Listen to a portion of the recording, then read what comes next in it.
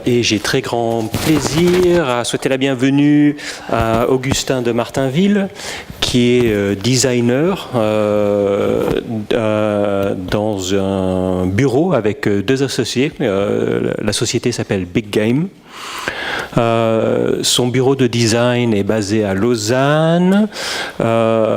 Il enseigne également à l'université ECAL, c'est ça, et il enseigne l'art du design, et il a dessiné de nombreuses choses très différentes, telles chaises, bouteilles, clés USB, clavier d'ordinateur et bien d'autres choses. Et il va nous parler des processus de création maintenant pour un designer.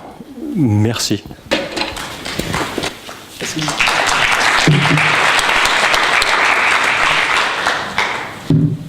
Est-ce que vous m'entendez? Est-ce que le micro est bien placé? J'ai pas l'impression qu'il marche.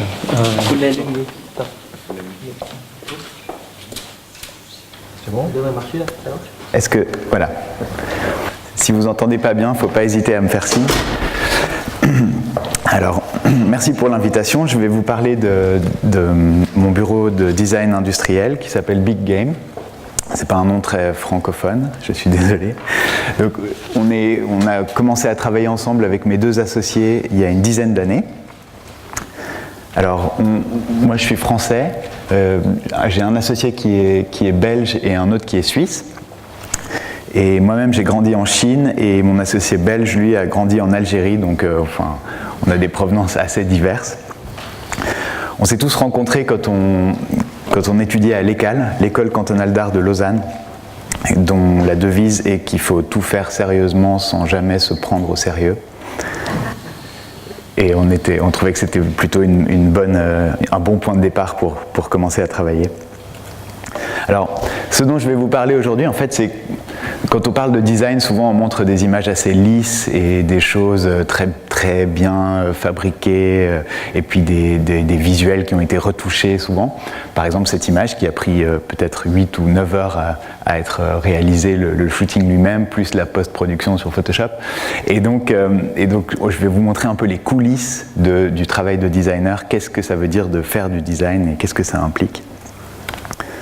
Alors, notre toute première expérience de travail, il y a une dizaine d'années, on avait envie d'explorer un monde qui n'est pas forcément très courant dans le monde du design contemporain, qui est l'idée d'héritage, d'objets qui a un petit peu une sorte de valeur symbolique comme ça.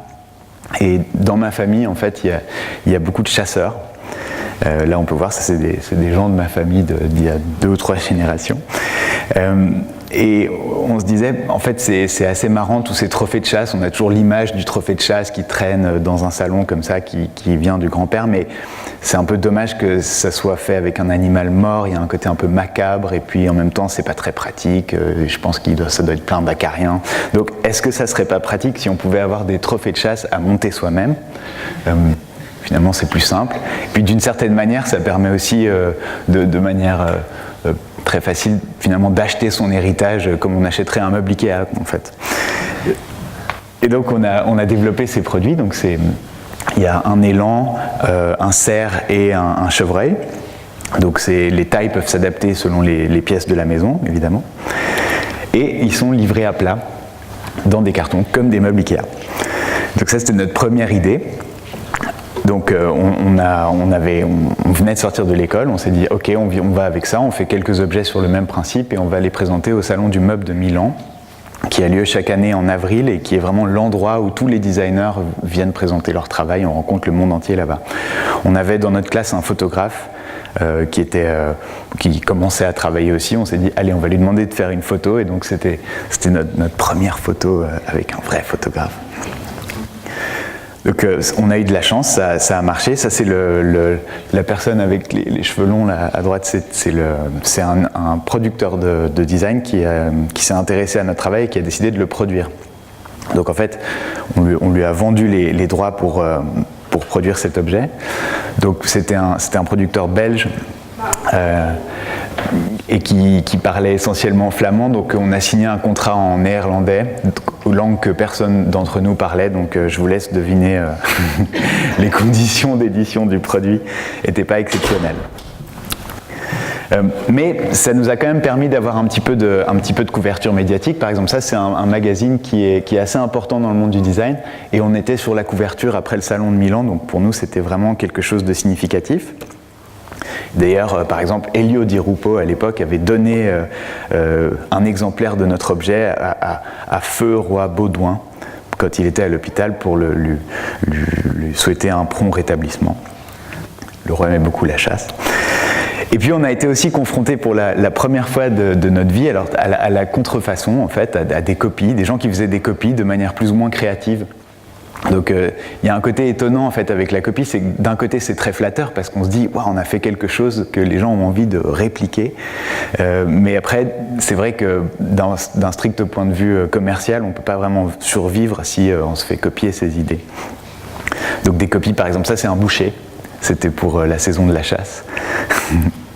Ou alors des choses qu'on nous envoyait, ça c'est quelqu'un qui a vu en Thaïlande un truc assez inattendu, donc un pendentif basé sur notre projet.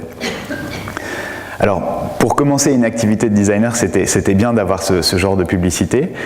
Par exemple, ça c'est le premier article qu'on a eu de notre carrière. C'était un magazine japonais.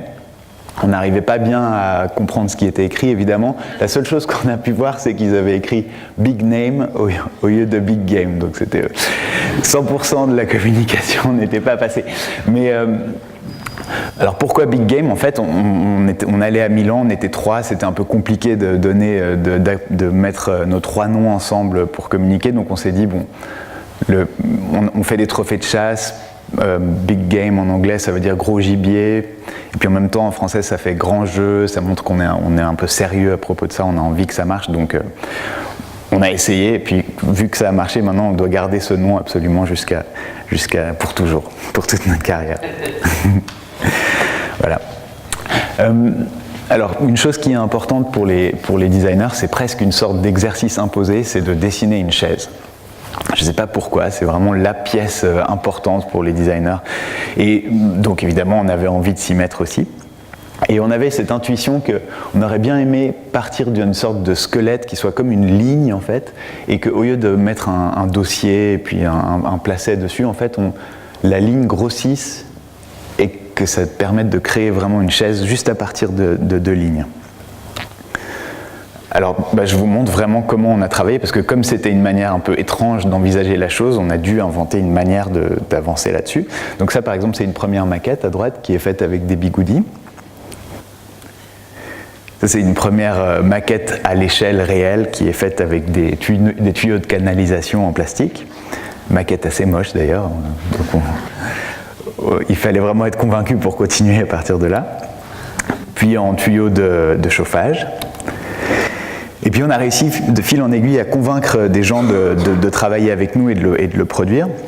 Donc ça c'est une image dans une usine, une usine qui fabrique des sièges de voitures, donc avec une structure métallique et de la mousse qui est injectée par-dessus. Donc ça généralement c'est le genre d'image qui est typiquement assez moche, mais qui pour nous vraiment nous touche au cœur, parce que ça veut dire que le projet va être finalement réalisé, et donc c'est la production qui est en train d'avoir lieu. Et donc ça pour nous c'est la satisfaction maximum. Là la première pièce sortie du moule en mousse. Et donc à partir de là on a affiné un peu le dessin, on travaille en 3D la plupart du temps. Et alors la question qu'il y avait c'est, ok, on a fait une espèce de chaise en mousse avec une ossature à l'intérieur. Alors le mobilier qui est rembourré comme ça, comme on peut le voir ici, c'est pas mal c'est important de le recouvrir avec un tissu, déjà pour qu'on puisse le changer, et puis aussi pour protéger la mousse. Et alors c'était pas évident, on s'est dit où est-ce qu'on pourrait trouver du tissu qui soit de ce diamètre-là, et finalement de fil en aiguille on est trouvé un fournisseur qui s'appelle Doré Doré en France, qui fait des chaussettes d'excellente qualité d'ailleurs. Et donc on est allé les voir en leur disant, est-ce que vous pouvez faire une longue chaussette? Ils étaient super ouverts, ils ont adoré l'idée. Et donc ils nous ont envoyé des premiers essais. Là c'est des premières combinaisons de couleurs, donc ils aimaient bien le côté sexy de la chaise comme ça en rose. Et d'ailleurs ils étaient tellement enthousiastes qu'ils ont même fait des petites chaises en jacquard sur le tissu lui-même. Oui, je pense que c'est bien, peut-être on verra un peu mieux. Et voilà, et donc ça c'est le produit une fois fini. Donc ça c'est une édition, alors après il y a eu plein d'éditions supplémentaires, donc ça c'est une édition qui est avec une chaussette en cachemire. Alors voilà, donc on a encore travaillé avec le même photographe qui avait pris du galon et qui était devenu un tout petit peu mégalo finalement. Donc il avait comme idée, là, son idée c'était de faire voler tous les objets. Donc ça, on le voit peut-être pas très bien, mais on était suspendu assez haut quand même physiquement.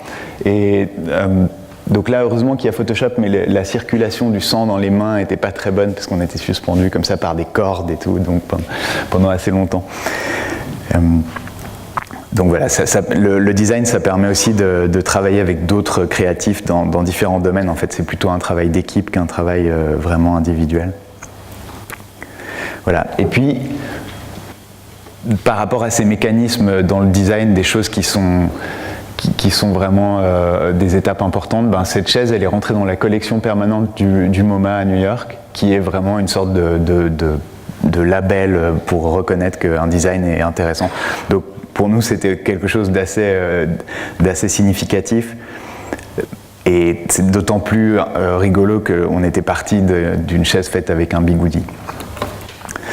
Alors, pour vous montrer la diversité des projets sur lesquels on travaille, qui est vraiment l'attrait pour moi principal de ce métier, c'est le fait qu'on puisse passer d'une pièce de mobilier à un produit de la vie courante. Donc, notre bureau est basé en Suisse, à Lausanne. Je ne sais pas si vous connaissez la gastronomie suisse, qui est particulièrement riche et aussi particulièrement calorique. Et peu de gens le savent, mais en Suisse, on produit aussi du vin.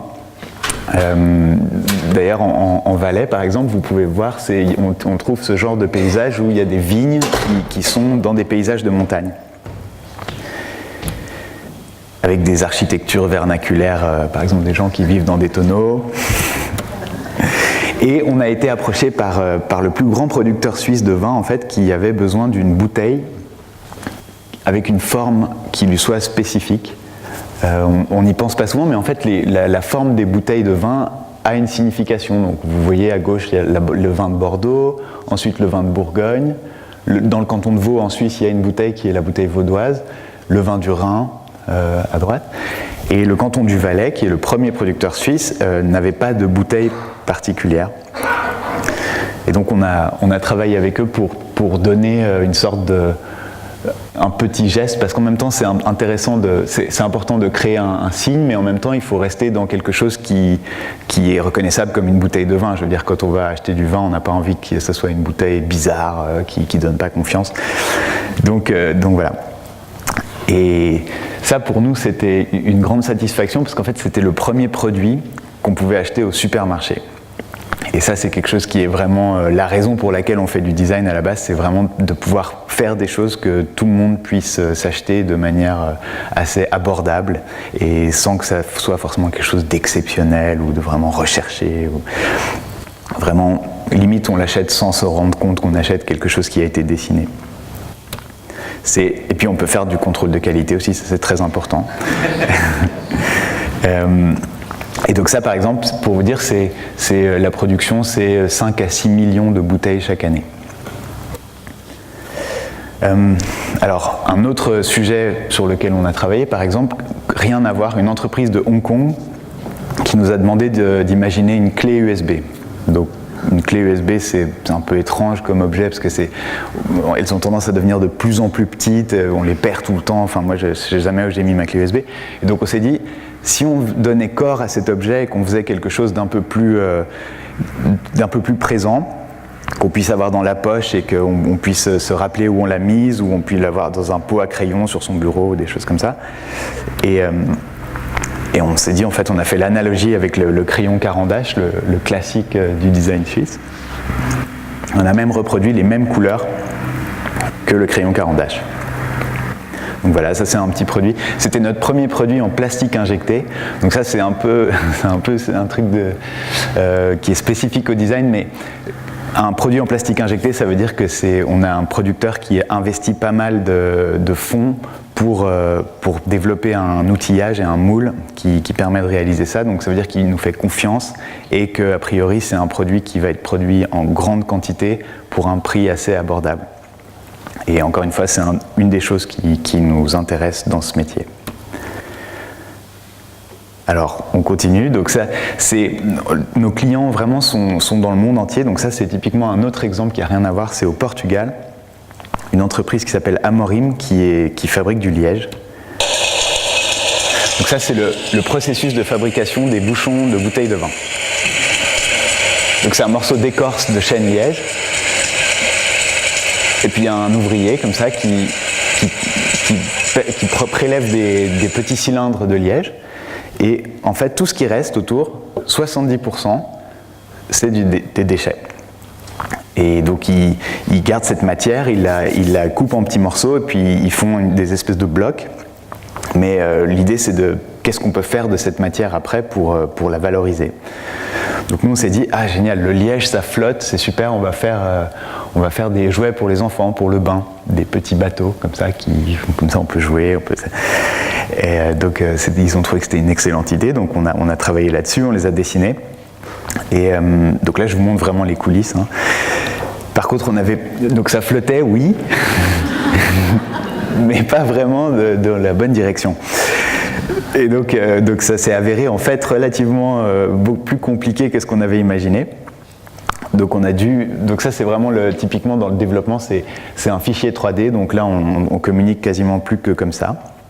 Et donc il y a une partie en métal à l'intérieur de la quille qui permet que, voilà, pour finir, ça flotte dans la bonne direction. Voilà. Donc on ne se rend pas forcément compte, mais même dans un petit produit comme ça, il y a souvent des questions qu'on n'avait pas envisagées au début. Alors, donc on travaille avec des gens du monde entier. Un des pays avec lequel on est le plus content de travailler, c'est le Japon, principalement parce que ça nous permet d'aller au Japon assez souvent, et ça c'est chouette. Donc ça c'est typiquement, quand on y va, on va au marché aux poissons de Tokyo, et puis donc c'est assez fantastique. Et donc le Japon a un côté vraiment exceptionnel, spécialement quand on est designer et qu'on s'intéresse aux détails des choses, parce que il y a tellement, c'est comme une autre planète en fait. Et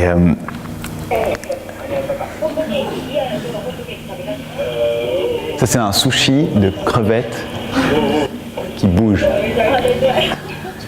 Donc ça bouge pas beaucoup, mais quand on plante les dents dedans, ça fait vraiment. C'est vraiment quelque chose d'assez indescriptible. Alors ça c'était un petit restaurant par exemple où on était invité qui payait pas de mine, mais en fait, quand on a discuté avec le chef, il nous a dit qu'il allait avec toute sa famille chaque année à Davos pour skier, donc je pense que c'était pas donné à la fin. Voilà. Et donc, au Japon, on travaille principalement avec une entreprise de mobilier qui s'appelle Karimoku et qui a engagé des designers étrangers pour se développer à l'international. Et là, vous pouvez voir au premier plan, donc c'est le PDG de l'entreprise. Donc effectivement, c'est assez particulier. C'est aussi un endroit où on travaille, par exemple, il y a des artisans dans l'usine qui travaillent quasiment avec la précision d'une machine. Là, ça a l'air facile, mais c'est assez précis en fait ce qu'elles réalisent comme travail. Et en même temps, il y a des robots qui travaillent avec le doigté d'un artisan.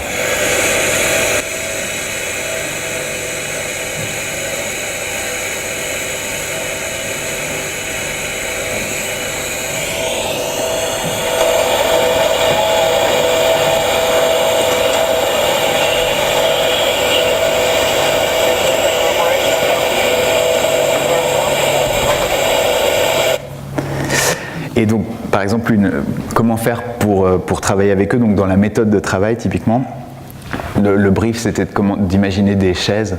Et donc, une manière d'aborder le travail, c'est évidemment on fait des dessins, on fait des fichiers 3D, et puis on fait des maquettes. Donc ça typiquement c'est une maquette assez basique pour essayer de voir un petit peu la forme.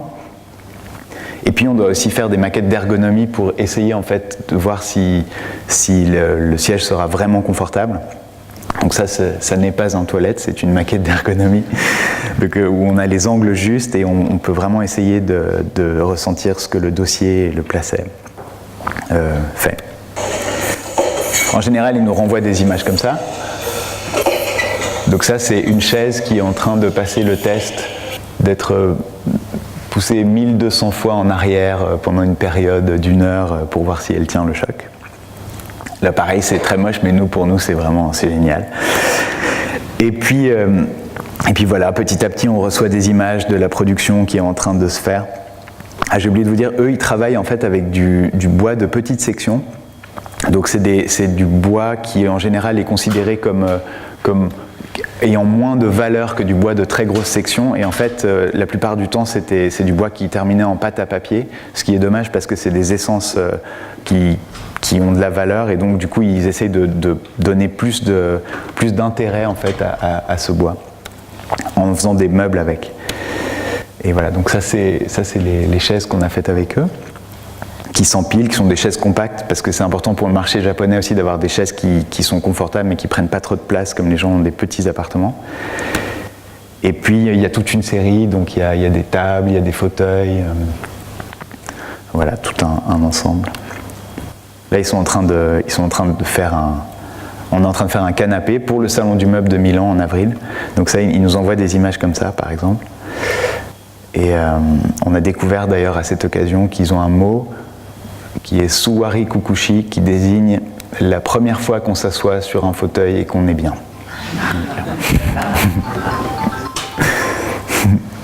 Alors,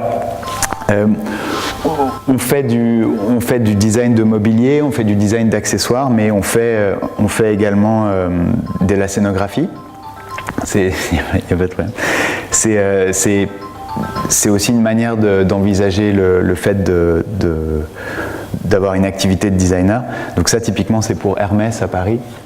C'était une exposition dans une grande verrière au centre de Paris. On avait envie d'amener de la végétation, d'amener des plantes pour créer une ambiance un petit peu plus calme et relaxante.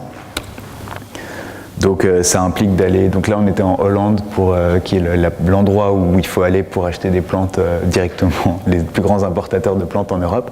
Donc ça, c'est Elric. On est en vélo dans les serres à choisir les spécimens. Ça, c'est moi avec un fichier Excel qui compte les palmiers et les yuccas qu'on va se faire livrer.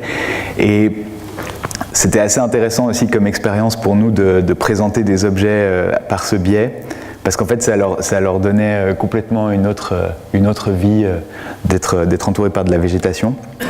D'ailleurs, en fait, ce qu'on dit, en fait, c'était que les visiteurs, s'ils voulaient à la fin de l'exposition, pouvaient repartir avec les plantes. Et tout a disparu extrêmement vite. On était étonnés. Les gens qui partaient avec des palmiers. On fait également de l'enseignement. C'est une des choses qui nous intéresse, c'est aussi de pouvoir communiquer ce qu'on peut faire avec le design, avec des étudiants. Donc, typiquement, ça, c'était un workshop en France où l'exercice, c'était d'essayer de représenter des animaux avec des moyens assez simples. Donc, par exemple, ça, c'est une fille qui a travaillé sur les chouettes. C'est juste des bouts de bois avec des petits morceaux de scotch phosphorescent. Voilà. Ou bien un étudiant coréen qui voulait faire absolument un guépard. Donc, on lui a dit « Ok, mais avec le minimum possible ». Ou alors des choses un peu dingues pour transformer la végétation ou même des bouts de bois en canard. On fait aussi des projets de recherche parce que le design, ça recoupe aussi pas mal d'autres domaines. Justement, au niveau de la recherche, c'est souvent intéressant d'avoir quand on parle avec des ingénieurs, par exemple, ils ont une technique comme là en l'occurrence c'était du bois densifié. En fait, ils prennent du bois très, très tendre comme du sapin ou du pin, et puis ils pressent et ça devient beaucoup plus dur et quasiment comme une matière synthétique. Et par contre, ils ne savaient pas quoi faire avec. Donc ils nous ont montré cette technique et nous, du coup, on s'est dit que ça pouvait être intéressant d'imaginer de faire des poignées de porte. Donc voilà, c'est une poignée de porte faite à partir de bois densifié. On a la chance de travailler aussi avec une entreprise danoise qui s'appelle Hey, que peut-être vous connaissez. Et c'est particulièrement agréable, donc ça nous amène à venir à Copenhague de temps en temps. Et là, typiquement, ils nous avaient demandé de réfléchir à un objet pour l'entrée. Qu'est-ce qu'on peut avoir dans son entrée qui soit pratique? Et on s'est dit que ça serait pas mal d'avoir une sorte de porte-manteau, un système de porte-manteau qui permettent de mettre des crochets et aussi de mettre des cartes postales ou enfin ses clés, sa liste de courses. Voilà, donc le crochet est en bois, la poutre est en métal et il y a plusieurs longueurs, il y a 60, 90 et 2 mètres.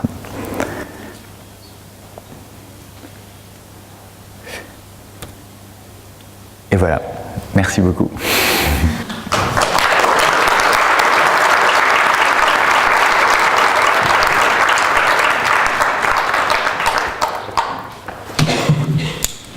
Voilà, merci Augustin. Nous avons du temps. Vous m'entendez? Oui. Donc nous avons du temps pour des questions.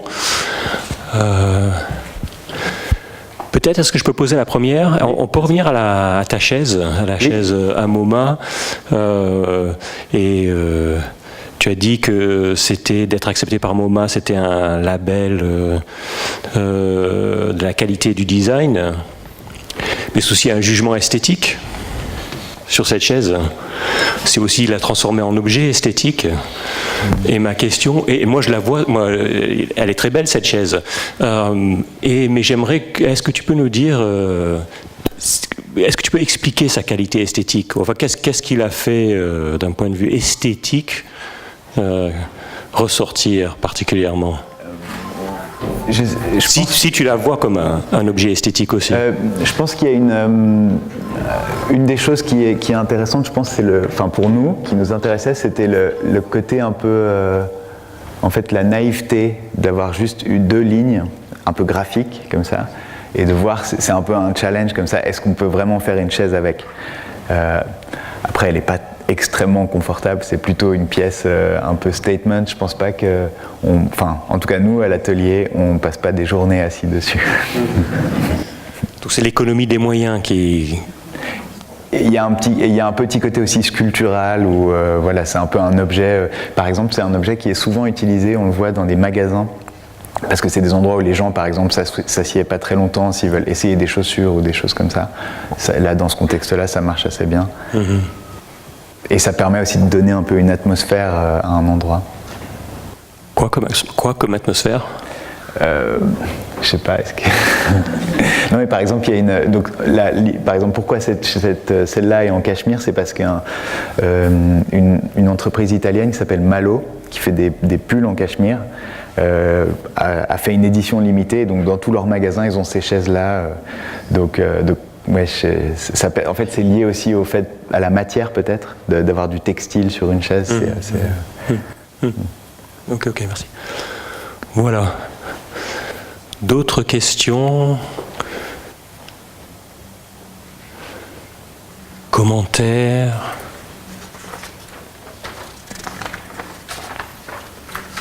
Voilà, je l'avais. Oui.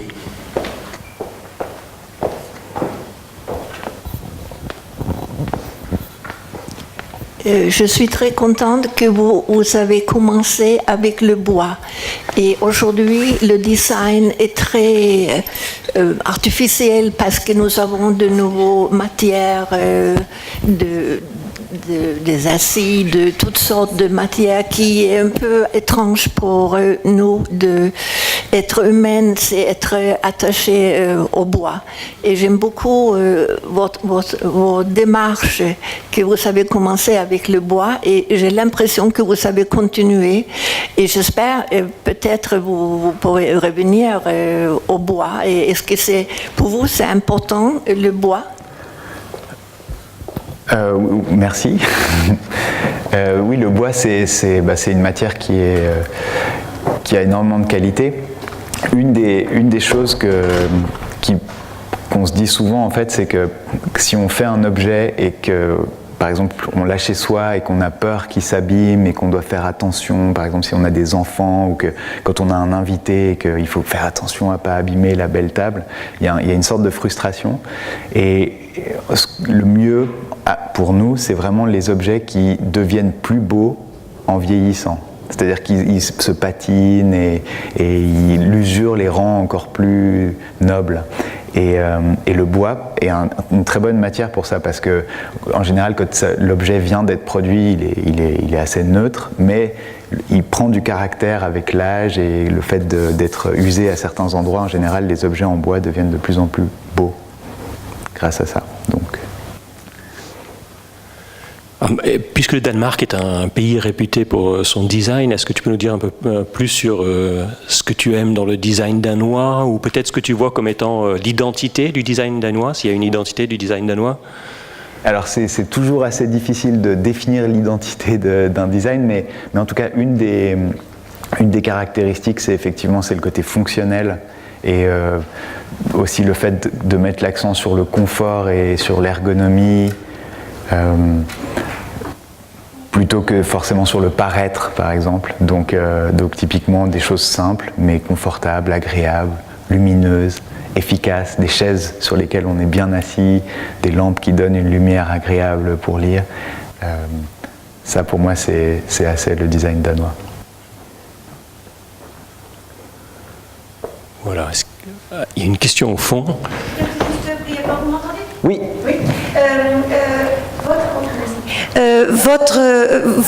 Votre nom, il disparaît toujours derrière les producteurs, non? C'est comme j'ai bien compris?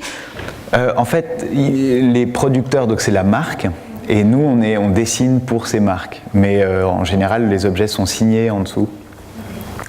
Donc vous êtes en majorité connu des personnes qui achètent vos produits, mais pas du consommateur à la fin? Ça dépend. Mais en fait, c'est une question intéressante, parce que l'idée, en fait, la chose qui nous a, c'est marrant parce qu'on discute souvent à l'atelier, mais la chose qui nous a vraiment poussé à faire du design à la base, c'était d'être la personne qui, par exemple, dessinait les brosses à dents qu'on achetait au supermarché. Enfin, ces choses où c'est pas forcément écrit derrière, dessiné par Philippe Stark, la superstar du design. Voilà, c'est peut-être. Donc, souvent, ce qu'on se dit aussi, c'est que s'il y a besoin d'un nom, d'un grand nom, c'est peut-être que l'objet en soi est peut-être pas forcément si bien que ça.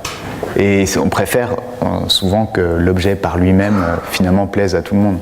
C'est ça que c'était une des chances qu'on a eues en faisant les trophées de chasse en bois du début, c'était que les chasseurs aimaient bien ces objets, les gens qui étaient contre la chasse aimaient bien ces objets. Donc finalement, on peut mettre toute l'interprétation qu'on veut, et puis c'est pas si important que ça qui les a imaginés. C'est plutôt la réaction des gens qui est importante. Oui, c'est parce que c'est une pensée totalement différente. Par exemple, quand on voit ce que fait Thierry, il y a toujours marqué Thierry Capzone en dessous, même quel que soit l'éditeur. Donc c'est une pensée totalement différente. Et c'est assez différent. Et puis il y a un côté aussi où nous, on ne se considère pas forcément comme des artistes. On est plutôt une partie d'un système. Par exemple, je veux dire, au même titre qu'un ingénieur qui améliore un procédé industriel, nous on essaye de lui donner un langage ou une fonction un petit peu améliorée.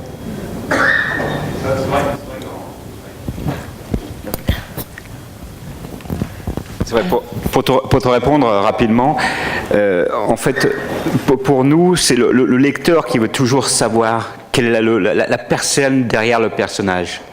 À moins que le personnage devienne mondialement connu, comme un Astérix ou un Tintin, qui dépasse son créateur, mais il y a toujours le fan qui veut savoir quel est l'homme ou la femme derrière la création. Alors, je ne sais pas si c'est la même chose pour toi. Ouais, et ben après c'est ça, mais alors du coup, il y a aussi un public qui est beaucoup plus pointu, mais là c'est vraiment les fans de design qui, eux, s'intéressent vraiment à qui a dessiné l'objet. Parfois, il y en a même qui viennent et qui nous disent est-ce que c'est la première série ou la deuxième série? Est-ce que c'est la première version de ce truc? Parfois, on ne se rappelle pas non plus, donc on dit ah oui, si vous le dites. Mais ouais. Il y a aussi le phénomène, je ne sais pas si c'est la même chose en bande dessinée, mais il y a des collectionneurs, c'est assez étonnant.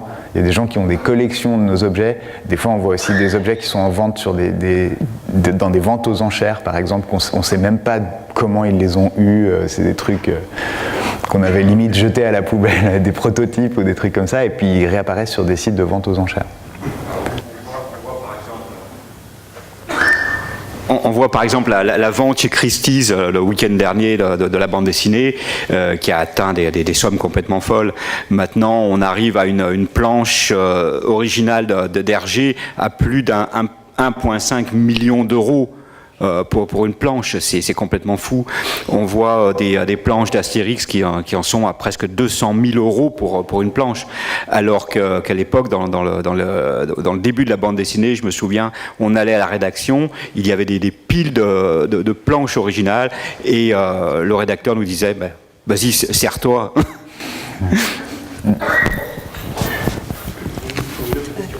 Oui. Oui, cette clé USB que vous avez faite, ça existe en vente en ce moment? En vente? Oui. Alors on peut l'acheter, je sais, à la Hay House. Au Danemark alors? À Copenhague. Ah oui. Je peux vous donner l'adresse, je ne la connais pas par cœur. Mais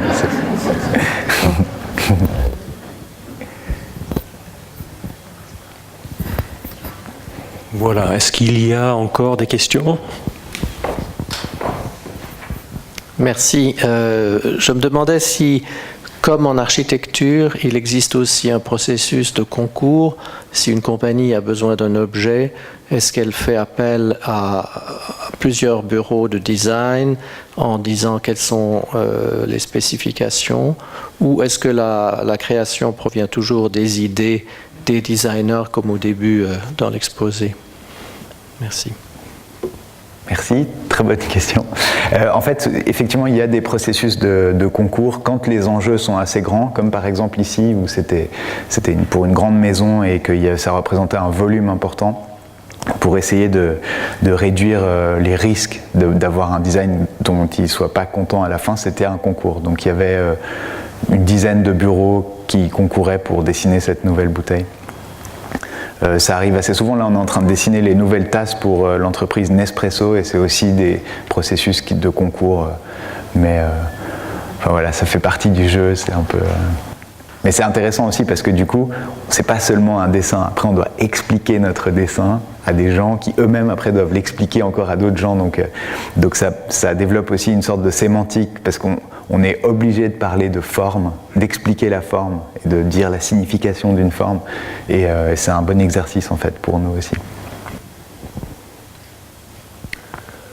Voilà, est-ce qu'il y a encore des questions ? Bon, on m'a signalé que le café était prêt, donc nous allons faire une pause. Merci encore, Augustin. Merci.